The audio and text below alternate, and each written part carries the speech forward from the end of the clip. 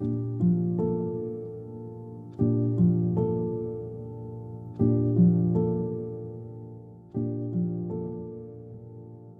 was born and raised in Maryland, right outside of DC. Grew up in a Christian family, went to church every Sunday. It was a big part of my life. Went to college at a small Bible college where I met my soon-to-be husband. When I met Andrew, we were in an a cappella singing group before it was cool. Andrew was born with something called dysplastic kidneys. I was aware that he was sick. And when he would talk about it, it was kind of like it was just another thing. Like, oh yeah, I just had a kidney transplant. It's fine. In the wedding era, I was just in my blissful world of let's get married. But once the first time he got sick, that's when it really set in. This is gonna be life, and it's definitely not gonna be easy. And so that's kind of how we started our life together, was figuring out dialysis and how that works with college and work. We just kind of took each thing as it came, and his attitude was always, well, what do we do next? What's the next step? After his second transplant, it did well for a while, and then that one failed. That season was probably one of the most difficult seasons. I don't know if he's gonna see his kids grow up. He would have those thoughts, and then he would say, we're just gonna do what's next, and God's gonna get us through this. We'll figure it out. Throughout those years, he had multiple procedures, and it allowed him the option of having a transplant again. He had the transplant, and it was successful, which was amazing. There was that moment of, okay, we still have more time. This is where we get to start dreaming of what we can do with start living our normal life.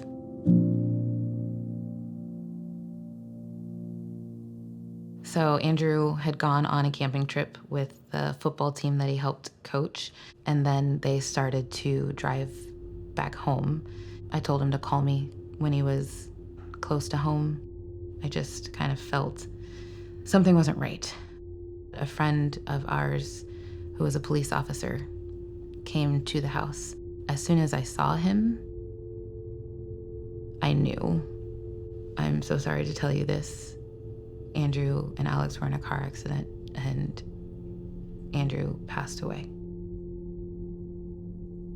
My world stopped. She can't lift her head. It's too cold. Come here. Put your arm under her body. He's just gone? How can he be gone? My thought process went to the kids immediately. And when they came home, Andrew's father was here, and he sat them down and told them there was shock and sadness and despair. He just got this new lease on life. And I knew that I was going to lose him early, but to lose him in this way, being angry with God, why would you do this? What was it all for?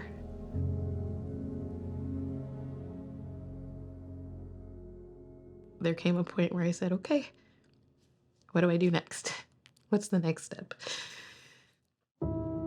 Started small with trying to talk to God again. But my first step was to open my Bible again. That was painful, but it was also a moment of, I felt like I heard God for the first time. It's gonna be okay. He's gone, and I know you're angry, but I loved him, and I love you, and I'm gonna get you through this.